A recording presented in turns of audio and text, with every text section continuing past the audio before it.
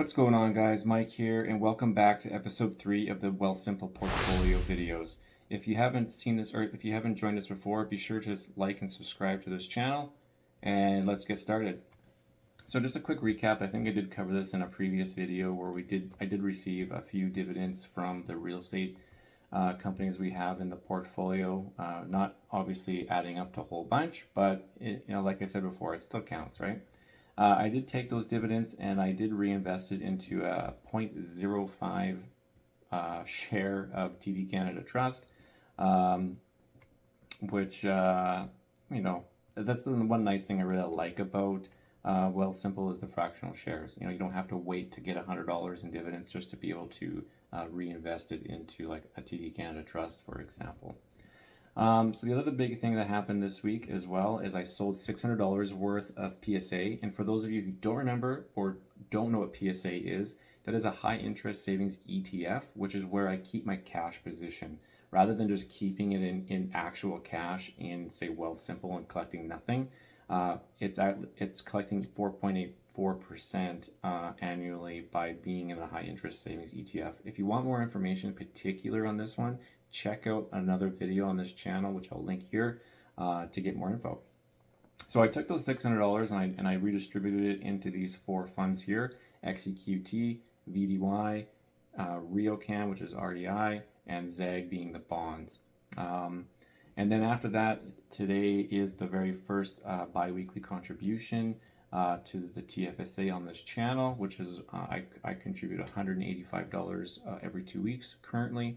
And we did put those into TD, PLZ, which is the third real estate trust I have in this portfolio, as well as XEQT. XEQT being my core holding across my both RRSP and my TFSA. So that's just a little bit of an update there. Just a little bit of a recap on performance. Let's see here. So the portfolio right now is ranging at $27,098. And right now we have it sorted on all, so we're not looking specifically at TFSA or RRSP. This week looks like we're at 0.1%, with bonds being our best contributor, which is kind of funny. I just did a video on why I do DIY and with RBC and how I actually specified how I wanted to move away from bonds. So this is probably the example where bonds are going to potentially be better in the upcoming months, maybe because people are getting scared with the volatility in the equity markets and going to be going to gold and bonds and GICs and that kind of thing. So over the course of the next couple months, I wouldn't actually be surprised if that RBC fund actually beat this portfolio compared to other months where this portfolio was beating RBC. And the fund that I'm referring to is RBF 460. That's the one that I always kind of benchmark myself against. But yeah, so the top negatives were REITs this week, as well as energy. Just to kind of look over the whole year, which I always like to just kind of compare to. We are at, let's see here, over both TFSA and RSP at 2.2%, with the asset management class being my top. Now, these aren't like official asset classes. This is just how I've sorted my stuff, and I might actually reevaluate all that. But this particular 8.1% is a contributor from Power Corporation of Canada, and I'm going to quickly go over that just a little bit later down in this video. Also, too, the biggest loss over the year so far is TD Canada Trust, and that's who I have as an individual financial. So that's kind of unfortunate, but I do feel if I keep dollar cost averaging as we're going down, once things rebound, I should be come out in the positives in a good way, I hope. So that's just kind of a little bit of a recap there. So like I said, annually so far we're at 2.2, which is nothing great, but it's still positive. That's a good thing. Just to kind of highlight on the TD Canada Trust here. So prior to the stock picks today, as well as the small 0.05% reinvested dividends, I was actually at 96 as a cost average, and now we're down to 90. So as we keep going down and I keep buying, obviously this guy will continue to come down with it. And then once it comes back up to $90, it'll be a good day. So that's just kind of that. just a quick little recap of the week as well. We did have the US increase the interest rates by 0.25%, which caused some volatility in other markets, as well as Canada did announce that the inflation has dropped ever so slightly from the previous month, which was, some good signs. Potentially that means that we're going to be sticking where we're at right now for our overnight rate. I think if anything, if we're comparing between an increase or a decrease, my guess would be is that we're having more of a chance of it decreasing now than we do have it as a more of a chance of it increasing. So that's a potential positive. One thing I like to do as well is I like kind of going over this trading economics to kind of see what's coming up. I did a quick skim. I could have missed something, but the biggest thing that I saw for next week is that the GDP month over month is going to be announced. So that will probably have, on Friday, we could see some bigger fluctuations, whether it's positive or negative, depending on the GDP. So now I just kind of wanted to quickly go over the Power Corp, which is the top holding right now for this year at that 8.1%.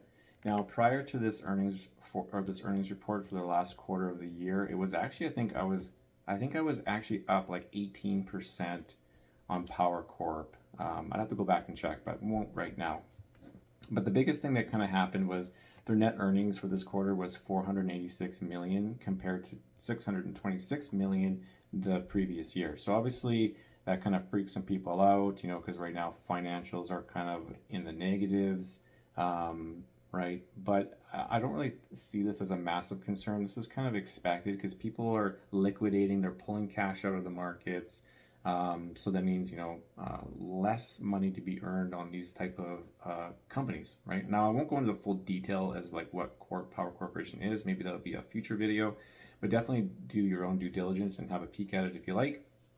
But basically, what I really wanted to show here is that they did increase their dividends by another 6% this year, which is the 8th consecutive increase, I think, since 2014. Now, just kind of looking that over, their earnings per share was 73 cents. So one thing I always like to keep a close eye on is their payout ratio, because if they're paying out more than what they're earning, then obviously that's not sustainable. So their announcement is that their new dividend is $52.50 per share. So if you divide that by your 0.73, their payout ratio is about 72%, which is high. I actually don't know how that compares to like other ones, like say Manulife or anything like that. I'd have to go and check that out again. It's been a while. But before, if you do the math here, like when they were at 93 per share, they were paying out 49.5 cents. So do that. So that's a pretty big increase. That's a 20%, almost a 20% difference. So just need to be aware of. We've got to make sure we just kind of watch it. I assume that they wouldn't have increased it by 6% if they were fearful of not being able to make it sustainable. But I guess time will tell, right? But just to kind of a little more recap on their dividends, you can see here, this is where they have officially announced and increasing it to $52.50. Prior to that was 49 cents, and you can kind of just see how it's been increasing ever since 2014, and then it was just kind of stagnant for a number of years prior to that. So the cool thing is that what I really like about these types of situations is that if you kind of start buying in now, which is right here, you can kind of see I have adjusted it to $2.10 a share, which is their annual dividend. My on-cost basis is 6.2%. So let's just pretend that I actually have never, from today I'll never buy, let's say, POW again, and they keep increasing it. So let's say like in 10 years' time, now it's at $3, right? Well, you can see, which is kind of cool, I'm actually then making 8% income on the money that I had originally invested, right? Which is kind of cool. So it's kind of nice to be able to get into some of these companies while, because I'm a long-term investor. I don't really have much intentions of selling unless there's like massive reasons to do so. I'm kind of a set and forget, I have my stock picks and we're just going to ride them out and see how they do. So right now, like I said, I'm at 6.2%. But like let's say next year they go to increase it again, so they're at 52.50. They increase by 6%, which is 55.65 times that by 4 quarters. So we're at 22. So, you know, so now all of a sudden, if I didn't buy any more, now I'm at 6.5% dividends on this one stock. So just something to kind of make to realize. It's kind of neat. But also too, I just want to highlight, we did go from $845 of annual dividends down to $844. This is because I sold PSA, which is almost near 5% annual dividend, and I put them into like VDY, XEQT, which are lower annual. Now my goal isn't to have or to always like purchase the highest dividend payers. I like kind of the balance because I like being able to receive the dividends so that I can auto adjust my allocations, right? So without having to contribute more money. You know, if one stock does really good, I probably, you know, and it's paying dividends. If they're above my if they're above my 5%, I won't actually put more money into them because I don't want to be over allocated on one particular stock, right? So I'm not sure if I can give you guys an example of that, but if we just going to sort this to just my TFSA, it probably will take a few seconds for it to update here. Just give it a sec.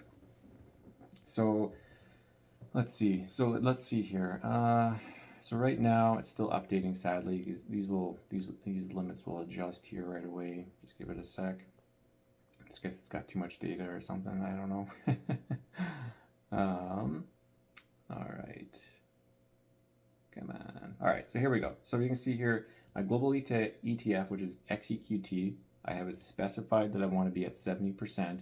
You can see here with the recent contributions, I'm at 69.5. So again, I would be allocating to that. Now, I did just over allocate into TD, right? So let's pretend the stock price remains the same. Well, I'm at 5.8% when my goal is only 5. So I probably won't, like next week, and this is why it's not highlighted here right now in this Excel sheet, I probably won't be contributing to it in the next 2 weeks because I don't want to go too above, right? Now, that being said, you could have these all exactly where you want them to be, and then let's say TD Canada Trust doubled in cost, right? Well, now you're 5%, now you're maybe closer to 10. So some people will maybe sometimes sell off the gains to get them back down to that 5% and then redistribute the funds in there. What you can do with this Excel sheet, you can just set this flag to yes, and it'll tell you ones that you should be selling. Like it says I should sell, you know, TD Canada Trust because I'm over allocated, yada yada yada kind of thing. Again, if you guys think this Excel sheet would be useful for you guys, definitely leave a comment below and I can definitely find where I got it, because this is just a free online Excel sheet that I had found. I find it extremely useful. One of the things we haven't covered yet is how it can actually do a monthly overall for performance. So that'll be happening next week. And it's kind of nice because you can actually do a compare to benchmark. So I have the SP 500 and the TSX. You can see last month, in January, I was at 5.43. SP 500 was total return of 4.74, and the TSX at 7.43. Right, same thing here. TSX dropped the most in February. I was halfway between the TSX and the SP 500 at negative 0.22. So yeah, so anyways, that's my update for the week. I hope you guys enjoyed it. Don't forget, like I said, to subscribe to the channel for future content, and I'll see you in the next one.